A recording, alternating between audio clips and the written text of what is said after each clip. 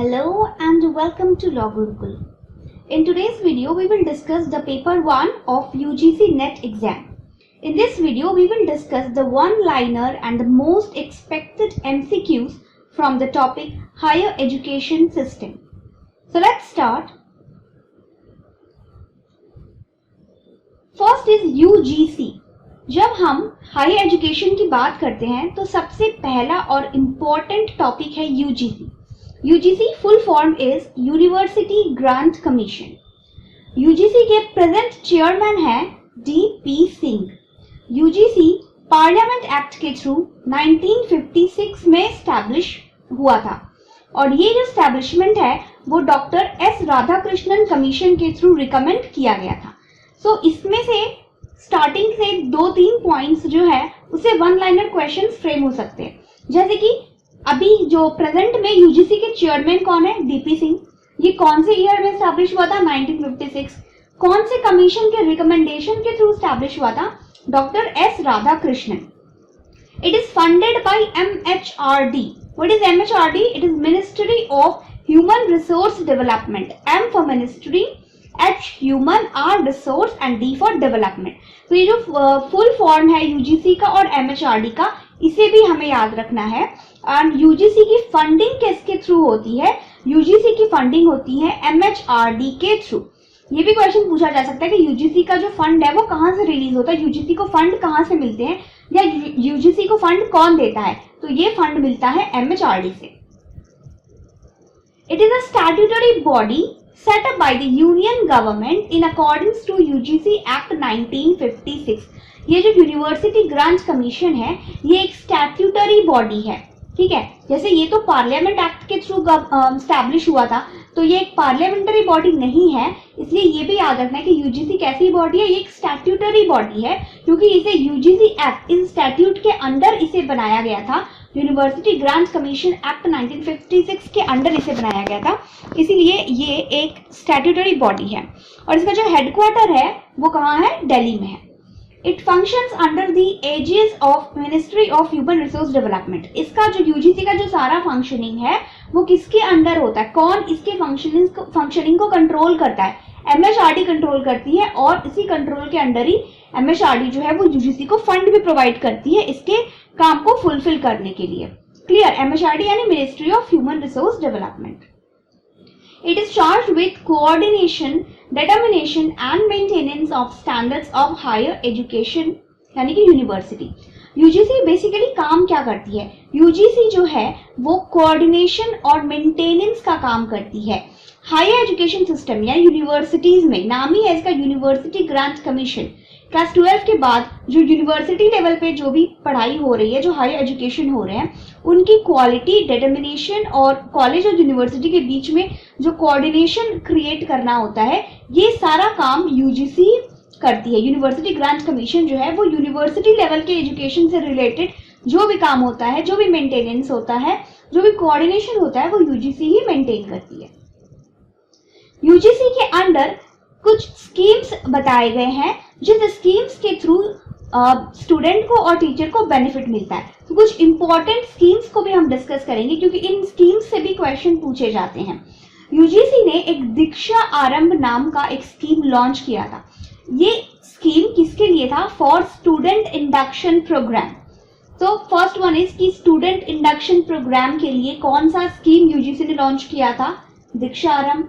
या फिर इसको दूसरे टाइप से भी क्वेश्चन फ्रेम किया जा सकता है कि दीक्षा आरंभ ये जो स्कीम है ये किसके लिए लॉन्च हुआ था? स्टूडेंट्स के लिए या टीचर्स के लिए? तो याद रखना है कि दीक्षा आरंभ जो है वो एक स्टूडेंट इंडक्शन प्रोग्राम है.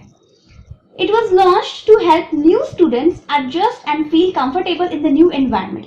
जैसे हम स्कूल एजुकेशन से यूनिवर्सिटी लेवल के एजुकेशन पे जाते हैं तो क्या होता है, उसमें स्टूडेंट्स का जो टोटल स्टडी एनवायरनमेंट है वो पूरी तरह से चेंज हुआ रहता है क्योंकि जो एनवायरनमेंट पढ़ाई के लिए हमें स्कूल में मिलती है वही सेम एनवायरनमेंट हमें कॉलेज में नहीं मिलता. तो जो एनवायरनमेंट में डिफरेंस होता है इसमें स्टूडेंट्स अपने आप को कंफर्टेबल फील करा सके और प्रॉपर स्टडी कर सके, इसलिए ये दीक्षा आरंभ नाम का स्कीम जो है वो लॉन्च हुआ था. स्टूडेंट इंडक्शन प्रोग्राम ये स्टूडेंट को इस तरह से मोल्ड करता है कि यूनिवर्सिटी के न्यू एनवायरनमेंट में अपने आप को एडजस्ट कर सके. It helps them inculcate the ethos and culture of the education institution. College और इंस्टीट्यूशन के न्यू कल्चर जो भी है उसके बीच में एडजस्ट होने में ये स्कीम हेल्प करती है. It helps them build bonds with other students and faculty members and expose them to a sense of large purpose and self exploration. ये स्टूडेंट के बेसिकली इसके जो इनर जो भी इसकी स्ट्रेंथ है, इसका जो मेंटल स्टेटस है, इसकी फीलिंग्स है, इन सब पर काम करता है दीक्षा आरंभ, ताकि जो स्टूडेंट्स है वो सेल्फ एक्सप्लोर, खुद को एक्सप्लोर कर सके और दूसरे स्टूडेंट्स के साथ या फिर जो फैकल्टी मेंबर्स है उनके साथ प्रॉपरली इंटरेक्ट कर सके, एक प्रॉपर बॉन्ड बना सके, ताकि क्योंकि यूनिवर्सिटी लेवल पे ये जो हायर एजुकेशन है इसमें नहीं लॉन्ग टाइम तक स्टे करना होता है.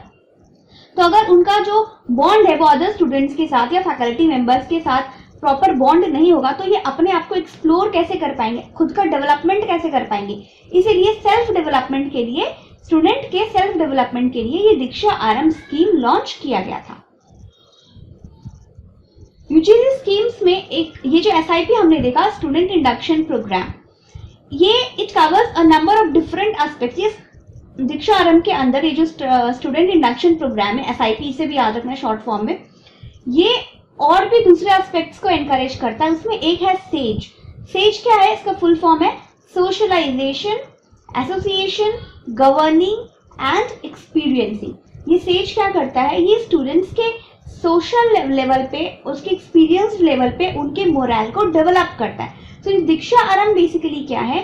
ये स्टूडेंट इंडक्शन प्रोग्राम है और ये काम कैसे करता है? ये जो काम करता है उसका प्रिंसिपल है सेज. ये सोशलाइजेशन का काम करता है, एसोसिएशन का काम करता है, बॉडीज को गवर्न करता है और एक्सपीरियंस कराता है स्टूडेंट्स को. नेक्स्ट इज परामर्श. ये एक और स्कीम है जिस यूजीसी ने लॉन्च किया था. The scheme is for mentoring national accreditation and assessment council, NAAC. NAAC ये भी एक इंपॉर्टेंट टर्म है, इसका भी फुल फॉर्म याद रखना है, national accreditation and assessment council. Accreditation aspirant institutions to promote quality assurance in higher education. परामर्श क्या है? ये एक ऐसा स्कीम है जिसके थ्रू हायर एजुकेशन की जो क्वालिटी है उसे और इम्प्रूव करने का और उसे और प्रमोट करने का, और एजुकेशन की क्वालिटी में एक इसे 100% क्वालिटी एजुकेशन प्रोवाइड की जा रही हो, इसका एश्योरेंस मिल सके, इसलिए ये स्कीम लॉन्च किया गया था. NAAC एक रेटिंग है, ये जो हमने देखा है ना, national accreditation and assessment of council, NAAC. तो NAAC बेसिकली एक रेटिंग की तरह काम करता है जो यूनिवर्सिटीज में हायर एजुकेशन की जो क्वालिटीज है उसके अकॉर्डिंग इसे यूनिवर्सिटीज और कॉलेजेस को रैंक करते हैं. और ये जो रैंकिंग है वो A++ से D तक के बीच में इन्हें रैंक किया जाता है, जिसके थ्रू में पता चल सके उस यूनिवर्सिटी में या उस कॉलेज में जो हायर एजुकेशन की क्वालिटी है वो कैसी है. सो NAAC क्या करता है? ये परामर्श स्कीम के अंडर लॉन्च हुआ था और इस परामर्श स्कीम के अंडर NAAC जो यूजीसी के अंडर जो भी कॉलेज और यूनिवर्सिटीज है उन्हें A++ से लेकर के D तक के बीच में रेटिंग्स भी प्रोवाइड करती है. नेक्स्ट इज जीवन कौशल. करिकुलम फॉर लाइफ स्किल्स, नाम से ही पता चल रहा है जीवन कौशल, यानी कि ये लाइफ स्किल्स डेवलप होने के लिए जो भी इनिशिएटिव्स लिए गए उनका नाम दिया गया जीवन कौशल. ये भी यूजीसी के अंडर ही डेवलप हुआ था. It for providing life skills including soft skill to students. Students को लाइफ स्किल्स, जीवन के लिए जो भी स्किल्स चाहिए होते हैं जीने के लिए, सॉफ्ट स्किल्स में भी ये डील करता है. ये सभी स्किल्स की एजुकेशन स्टूडेंट्स को प्रोवाइड कराया जाता है अंडर द स्कीम ऑफ जीवन कौशल. Enrolled in institutions of higher education, especially at undergraduate level. जीवन कौशल जो स्कीम है वो अंडर ग्रेजुएशन लेवल पे इस स्कीम को लॉन्च किया गया. यानी जो भी स्टूडेंट जो अंडर ग्रेजुएट लेवल पे स्टडी कर रहे हैं, एजुकेशन गेन कर रहे हैं, उनके लिए ये स्कीम लॉन्च हुआ था. तो ये भी याद रखना है कि जीवन कौशल जो है वो यूनिवर्सिटी लेवल के स्टूडेंट्स के लिए, पोस्ट ग्रेजुएशन के लिए या अंडर ग्रेजुएशन के लिए. तो ऑब्वियसली ये यूजीसी के अंडर है तो ये ग्रेजुएशन जो हायर एजुकेशन है उनके लिए है, बट ये अंडर ग्रेजुएट लेवल के लिए होता है, पोस्ट ग्रेजुएट के लिए नहीं. स्वयं ministry of human resource development, that is MHRD, government of India के अंडर उन्होंने ये स्कीम को लॉन्च किया था. इसका फुल फॉर्म क्या है स्वयं का? S for study, W webs of, A for active learning, for Y for young, A for aspiring, M for mind। इसका फुल फॉर्म बिल्कुल अच्छे से याद करना है, इसमें एक भी वर्ड इधर उधर कंफ्यूजन नहीं क्रिएट होनी चाहिए, क्योंकि जो इसमें ऑप्शंस पूछे जाएंगे इसमें जस्ट एक दो वर्ड्स को आगे पीछे करके कंफ्यूज कर दिया जाएगा, इसलिए जस्ट इसको लर्न कर लेना है। स्वयं का full form study web of active learning for young aspiring minds. ये है क्या स्वयं? ये 9th स्टैंडर्ड से लेके पोस्ट ग्रेजुएशन लेवल के सभी स्टूडेंट्स के लिए ये स्कीम लॉन्च किया गया। ये किस लिए था? To enable them to avail the benefit of digital learning from this portal. Swayam scheme के अंडर जो भी स्टूडेंट्स 9th से लेकर के पोस्ट ग्रेजुएशन तक के लेवल है उन सभी को डिजिटल लर्निंग पोर्टल के थ्रू एजुकेशन प्रोवाइड कराने की व्यवस्था की गई थी और डिजिटल लर्निंग के थ्रू उन्हें बेनिफिट्स प्रोवाइड कराया जा रहा था। स्वयं में जो एजुकेशन पार्टनर्स है, यानी किन किन बॉडीज ने मिलके इस स्वयं एजुकेशन जो डिजिटल प्लेटफॉर्म प्रोवाइड कराया है स्टूडेंट्स को, वो कौन कौन से एजुकेशन पार्टनर्स है? इसमें 9 कोऑर्डिनेटिंग बॉडीज है, क्योंकि स्वयं के थ्रू क्योंकि डिजिटल एजुकेशन प्रोवाइड कराई जा रही है तो बहुत और ये 9th से लेकर के पोस्ट ग्रेजुएशन तक के लेवल के, तो बीच में बहुत से इंस्टीट्यूट्स का, बहुत से काउंसिल्स का कोऑर्डिनेशन चाहिए था। तो टोटल 9 बॉडीज है जो स्वयं के अंडर कोऑर्डिनेट करती है ताकि स्टूडेंट्स को good proper education, quality education provide कराई जा सके। तो फर्स्ट इज AICTE, इन सबका फुल फॉर्म पे याद रखना है और ये 9 जो भी बॉडीज है उन सबका नाम याद रखना है, क्योंकि क्वेश्चन पूछा जाएगा जैसे AICTE, तो क्या ये बॉडी स्वयं का एजुकेशन पार्टनर है या नहीं है, इसलिए आपको पूरी 9 बॉडीज का नाम याद रखना है, उसका फुल फॉर्म भी याद रखना है। सो AICTE is all India council for technical education for self paced and international courses. ये इंटरनेशनल कोर्सेज के लिए ये काउंसिल जो है वो स्वयं के अंडर, स्वयं के साथ कोऑर्डिनेट करती है और स्टूडेंट्स को एजुकेशन प्रोवाइड कराती है। NPTEL, national programme on technology enhanced learning for engineering, जिन स्टूडेंट्स को इंजीनियरिंग की स्टडी करनी होती है वो NPTEL इसके थ्रू स्वयं पोर्टल में अपना जो इंजीनियरिंग की जो स्टडी है वो कर सकते हैं। UGC that is university grants commission, ये नॉन टेक्निकल और पोस्ट ग्रेजुएशन लेवल की जो भी स्टडीज होती है, एजुकेशन होती है, वो करवाती है। CEC, consortium for educational communication, ये अंडर ग्रेजुएट लेवल पे जो भी एजुकेशन होती है वो CEC के थ्रू होती है। NCERT, national council of educational research and training for school education, क्योंकि जैसा हमने देखा ये स्वयं जो है वो 9th से लेकर के पोस्ट ग्रेजुएशन तक के लेवल का है, तो जो स्कूल एजुकेशन है 9th से लेकर के 12th की वो NCERT के थ्रू होती है। Next is NIOS, national institute of open schooling, ये भी स्कूल एजुकेशन के लिए है। IGNOU, IGNOU, that is Indira Gandhi national open university, ये आउट ऑफ स्कूल स्टूडेंट्स के लिए ये प्रोग्राम करवाती है। IIMB, Indian institute of management, ये बेंगलोर में है, इसके थ्रू जो है स्टूडेंट जो है वो मैनेजमेंट स्टडीज करते हैं।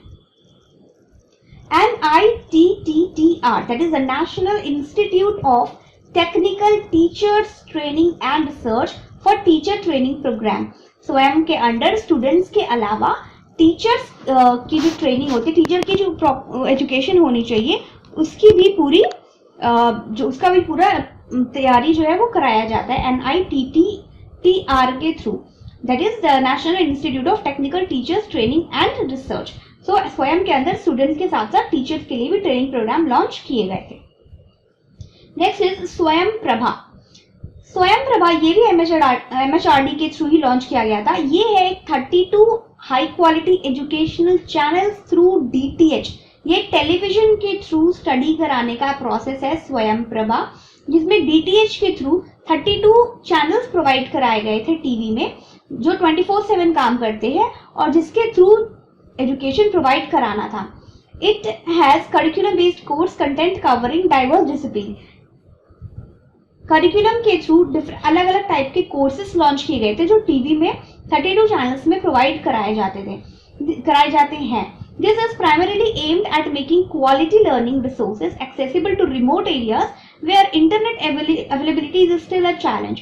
वैसे तो स्वयं जो लॉन्च हुआ था वो 9th से लेकर के पोस्ट ग्रेजुएशन तक के लेवल का था, बट ये ऑनलाइन डिजिटल प्लेटफॉर्म था ना, तो इसलिए बहुत से रिमोट एरियाज में जहाँ पर इंटरनेट की प्रॉपर अवेलेबिलिटी नहीं है, उन प्लेसेस पे बच्चों को एजुकेशन देने के लिए टीवी के थ्रू उन्हें पढ़ाया जा सके, इसीलिए ये स्वयं प्रभा जो स्कीम है वो लॉन्च किया गया था, जिसके थ्रू जो रिमोट एरियाज के जो भी स्टूडेंट्स हैं उन्हें भी क्वालिटी एजुकेशन मिल सके। The DTH channels are using the GSAT-15 satellite for program telecast. DTH ये जो 32 चैनल्स है ये GSAT-15 सैटेलाइट के थ्रू एजुकेशन का जो प्रोग्राम है वो DTH पे लॉन्च किया जाता है। सो इसमें से क्वेश्चन क्या हो गया, सैटेलाइट का नाम याद रखना है, कौन से सैटेलाइट के थ्रू स्वयं प्रभा जो है वो प्रोग्राम टेलीकास्ट करती है, कितने चैनल्स हैं, और ये एक डिजिटल प्लेटफॉर्म ही है बट ये रिमोट एरियाज के लिए है जहां पे इंटरनेट अवेलेबल नहीं है। Next is Diksha. Study at home through Diksha portal. Diksha portal के थ्रू घर से बैठकर ही ऑनलाइन स्टडी की जा सके, ऐसी प्रिपरेशन की गई थी। कोविड-19 पैंडेमिक के बीच में ही ये दीक्षा प्रोग्राम लॉन्च किया गया था by our honourable prime minister Narendra Modi. The ministry of resource development that is MHRD, इन्होंने NCTE national council for teacher education के साथ में मिलकर ये एक डिजिटल ई लर्निंग प्लेटफॉर्म जो है वो तैयार किया था जिसका नाम है दीक्षा। अब इसमें याद क्या रखना है कि दीक्षा क्या है, वो स्टडी एट होम पोर्टल है, डिजिटल लर्निंग पोर्टल है, और ये MHRD ने किसके साथ एसोसिएट होकर के ये प्रोग्राम लॉन्च किया था, NCTE national council for teacher education. The aim of this initiative is to help teachers and the students to continue their studies as usual, however through different mode. Diksha portal के through जो teacher students को, क्योंकि ऐसे times में schools वगैरह तो सारे बंद हो चुके थे तो स्टूडेंट की पढ़ाई तो रुकनी नहीं चाहिए, तो दीक्षा पोर्टल के थ्रू टीचर्स जो है वो डिफरेंट मोड्स के थ्रू स्टूडेंट्स के साथ इंटरेक्ट कर सकते थे और उनकी पढ़ाई को कंटिन्यू कर सकते थे। Now coming to some important one liners जिससे क्वेश्चन पूछे जाते हैं। Total university as on August के टाइम पे टोटल कितनी यूनिवर्सिटीज हैं, 950, जिसमें से 412 स्टेट यूनिवर्सिटीज हैं, 53 सेंट्रल यूनिवर्सिटीज हैं, 361 प्राइवेट यूनिवर्सिटीज हैं, and deemed to be universities कितनी है, 124। ये सभी नंबर्स याद रखना है क्योंकि मैच द कॉलम में या फिर किसी भी फॉर्मेट में ऐसा क्वेश्चन पूछा जाता है, जैसे कि कितने यूजीसी के अंडर कितने प्राइवेट यूनिवर्सिटीज हैं, 361, यूजीसी के अंडर कितने डीम्ड टू बी यूनिवर्सिटीज हैं, 124। तो इसीलिए आपको ये सारे नंबर्स जो है वो याद रखना है। ये जो डेटा है ये 4 अगस्त तक का डेटा है।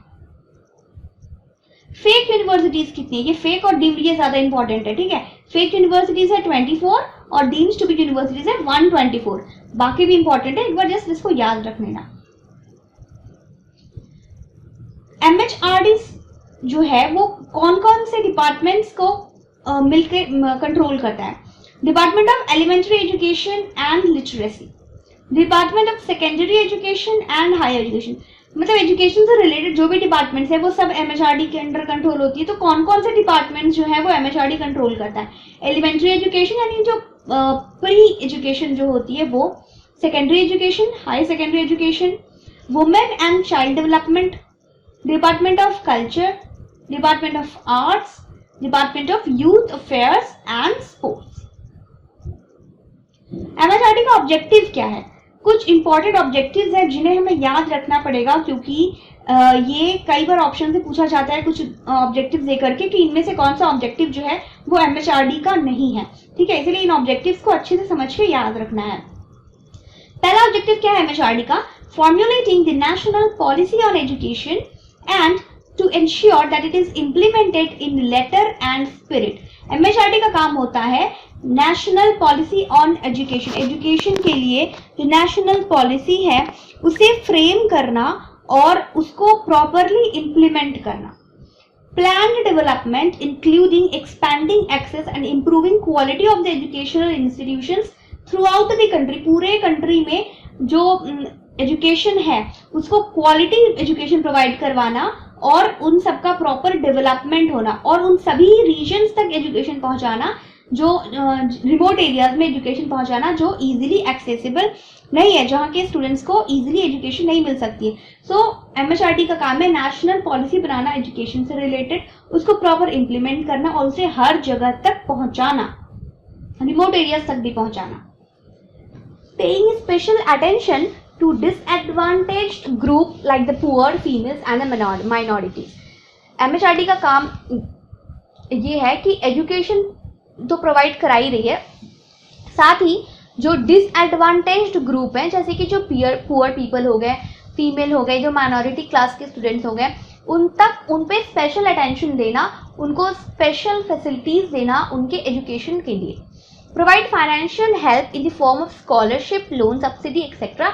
एजुकेशन के में हेल्प करने के लिए ये स्कॉलरशिप भी प्रोवाइड करवाते हैं, लोन सब्सिडीज भी देते हैं, ताकि जो सोसाइटी में जो डिप्राइव्ड और जो डिजर्विंग स्टूडेंट्स हैं उन तक इन फैसिलिटीज के थ्रू वो भी एजुकेशन गेन कर सके। ऐसा नहीं हो कि किसी की फाइनेंशियल दिक्कत हो रही है या फिर कोई कैपेबल है रिमोट एरियाज में, फिर भी वो अपने फाइनेंशियल कंडीशन की वजह से पढ़ाई ना कर सके। सो MHRD क्या है, वो फाइनेंशियल हेल्प भी प्रोवाइड करती है स्कॉलरशिप्स के थ्रू या फिर लोन सब्सिडी के थ्रू, कि लोन एजुकेशन लोन प्रोवाइड कराती है, फिर उसमें सब्सिडी देती है। तो इस तरह से किसी टाइप से वो फाइनेंशियल हेल्प भी करती है सोसाइटी में स्टूडेंट्स की।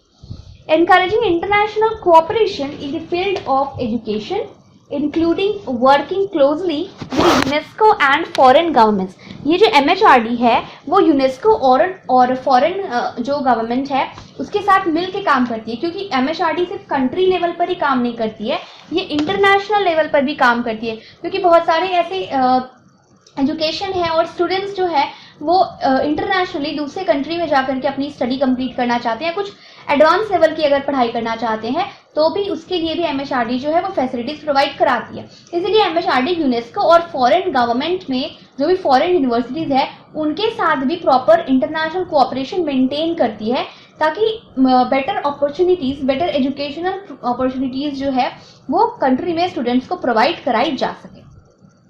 So these were the important objectives of MHRD. अब कुछ वन लाइनर पॉइंट्स हैं हायर एजुकेशन के जो पूछे जाते हैं, इसको जस्ट एक बार ध्यान में रखना है। TISC, that is India's first Technology and Innovation Support Center. TISC, Technology and Innovative Support Center. ये पहला TISC इंडिया में पंजाब में बना था एट पेटेंट इंफॉर्मेशन सेंटर। और ये TISC काम क्या करती है? It aims to stimulate a dynamic, vibrant and balanced intellectual property right system in India. ये IPR से रिलेटेड जो भी काम है उन सबको रेगुलेट करती है, स्टिमुलेट करती है, बैलेंस करती है। सो TISC इंडिया में कहाँ पे है? ये पंजाब में है। और ये काम क्या करती है? ये IPR से रिलेटेड, पेटेंट से रिलेटेड, इनोवेशन से रिलेटेड जो भी एजुकेशन होती है उसे डील करती है।